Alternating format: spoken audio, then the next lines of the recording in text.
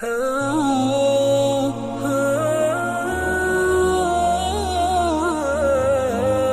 اللہ الرحمن الرحیم۔ محترم ناظرین کرام، انشاءاللہ آج سے روزانہ مختصر وقت میں کچھ قیمتی باتیں کتاب کے ذریعے میں آپ حضرات کے سامنے پیش کرنے کی کوشش کروں گا۔ ان میں سے آج پہلا دن ہونے کی وجہ سے میں آپ حضرات کے سامنے ندائے شاہی ایک رسالہ ہے جو اسی مہینے کا پرچہ ہے، نومبر کا 2022 کا۔ اس میں ایک مضمون ہے، اس مضمون کا خلاصہ مختصر وقت میں آپ حضرات کے سامنے میں پیش کرنے کی کوشش کروں گا۔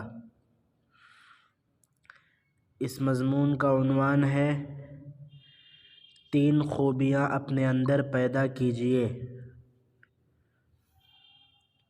اس میں سب سے پہلے ایک حدیث نقل کیا گیا ہے، عن ابن عمر رضی اللہ تعالی عنہ قال قال رسول اللہ صلی اللہ علیہ وسلم الاقتصاد فی النفقة نصف المعیشہ والتودد الى الناس نصف العقل وحسن السؤال نصف العلم، رواہ البیہقی۔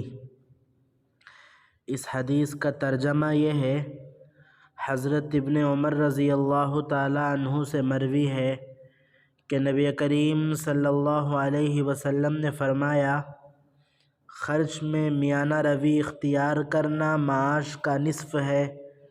لوگوں سے تعلق اور محبت رکھنا آدھی سمجھداری ہے، اور انجانے باتوں کے بارے میں اچھے انداز سے معلومات حاصل کرنا نصف علم ہے۔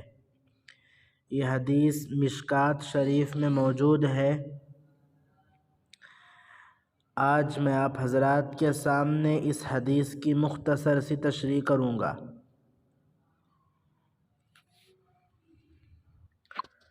اس حدیث میں سب سے پہلی بات یہ ہے، الاقتصاد فی النفقة نصف المعیشہ۔ اس کا مطلب یہ ہے کہ عام طور پر لوگ معاش کی وجہ سے پریشان ہوتے ہیں۔ ذاتی خرچے اور گھریلو اخراجات میں جب تنگی ہونے لگتی ہے تو نیندیں حرام ہو جاتی ہیں اور چین و سکون ختم ہو جاتا ہے۔ اس طرح کے تکلیف دہ احوال سے بچنے کا نسخہ امت کے سامنے پیش کرتے ہوئے نبی کریم علیہ السلام فرماتے ہیں، صرف ایک بات پر عمل کر لو، پوری زندگی آمدنی اور معاش کے بہت سے مسائل سے محفوظ رہو گے۔ وہ یہ ہے کہ ہمیشہ خرچ و اخراجات میں میانہ روی کو اختیار کرو، کیونکہ اس کی برکت سے معاش کے آدھے مسائل خود بخود حل ہو جائیں گے، برکت کے دروازے کھل جائیں گے اور تم بہت سی مالی پریشانیوں سے بچنے میں کامیاب ہو جاؤ گے۔ تو خرچ میں میانہ روی اختیار کرنا ہے، بہت کم بھی خرچ نہیں کرنا ہے جسے بخل کہا جاتا ہے۔ کنجوسی اور بخل ایک ایسی صفت ہے جس کو نہایت ناپسند کیا گیا ہے، کیونکہ یہ دنیا سے محبت کی واضح نشانی ہے۔ ایک روایت میں نبی کریم صلی اللہ علیہ وسلم بخیل کی بدحالی اور سخی کے اچھے انجام کو ذکر کرتے ہوئے ارشاد فرمایا، قال رسول اللہ صلی اللہ علیہ وسلم، حضرت سید الکونین صلی اللہ علیہ وسلم کا ارشاد ہے، السخی قریب من اللہ، قریب من الناس، قریب من الجنہ، بعید من النار۔ سخی اللہ سے قریب ہوتا ہے، مخلوق سے قریب ہوتا ہے، جنت سے قریب ہوتا ہے اور جہنم سے دور ہوتا ہے۔ والبخیل بعید من اللہ، بعید من الناس، بعید من الجنہ قریب من النار، اور بخیل اللہ سے دور ہوتا ہے، مخلوق سے دور ہوتا ہے، جنت سے دور ہوتا ہے اور جہنم سے قریب ہوتا ہے۔ والجاہل السخی احب الی اللہ من عابد بخیل، سخی جاہل خدا کو بخیل عابد سے زیادہ پسندیدہ ہے۔ یہ حدیث ترمذی میں موجود ہے جو بخل، کنجوسی کی مذمت میں بیان کی گئی ہے، اور اسی طرح زیادہ فضول خرچی بھی ناپسندیدہ ہے۔ اسلام نے فضول خرچی اور اسراف کو بھی ناپسند کہا ہے۔ ضرورت سے زائد خرچ کرنے کو ناشکری اور کفران نعمت قرار دیا ہے، جیسا کہ ایک آیت میں اللہ تعالیٰ فضول خرچی کو شیطانی عمل قرار دیتے ہوئے ارشاد فرماتے ہیں، ان المبذرین کانوا اخوان الشیاطین وکان الشیطان لربہ کفورا، بے شک فضول خرچی کرنے والے شیطان کے بھائی ہیں اور شیطان اپنے رب کا ناشکرا ہے۔ تو الغرض بخل اور فضول خرچی کی درمیان کی راہ جو اختیار کرے گا، اس کے بہت سے معاشی مسائل خود بخود حل ہو جائیں گے، اور آمدنی سے متعلق بہت سی الجھنوں اور پریشانیوں سے اللہ تعالیٰ اس کو محفوظ کر دے گا۔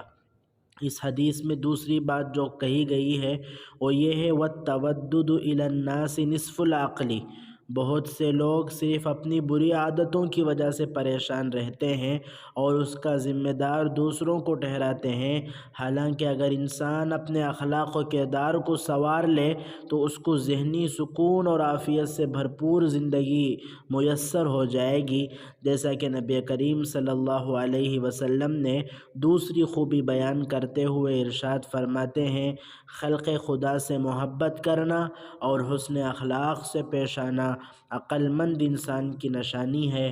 گویا جس نے اس خوبی کو اپنے اندر پیدا کر لیا، اس نے عقل کے نصف حصے کو حاصل کرنے میں کامیابی حاصل کر لی۔ یہ ایک ناقابل انکار حقیقت ہے کہ حسن اخلاق کا عادی بننے کے لیے انسان کو چند بری عادتوں سے پرہیز کرنا پڑے گا، جن کو نمبر وار ایسے ہی ذکر کیا جاتا ہے۔ نمبر 1، کبر اور غرور۔ متکبر شخص حسن اخلاق کا حامل ہو ہی نہیں سکتا، کیونکہ وہ اپنے آپ کو ہی سب سے بڑا اور اہم سمجھتا ہے، اس کی نظر میں کسی دوسرے کی کوئی حیثیت نہیں ہوتی، اس لیے غرور اور تکبر سے بچنا چاہیے، یہ حسن اخلاق کی علامت نہیں ہے۔ نمبر 2، تلخ کلامی۔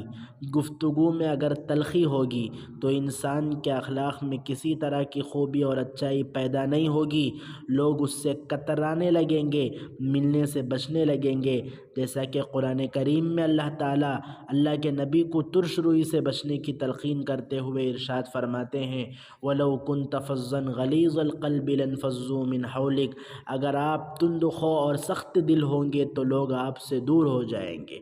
اور اس حدیث میں جو تیسری بات کہی گئی وہ یہ ہے حسن السؤال نصف العلم، علم روشنی ہے جبکہ جہالت تاریکی ہے، علم انسانیت کے معراج ہے جبکہ جہالت حیوانیت کا دوسرا نام ہے، علم راہ حق تک پہنچنے کا ذریعہ ہے جبکہ جہالت ضلالت اور گمراہی ہے۔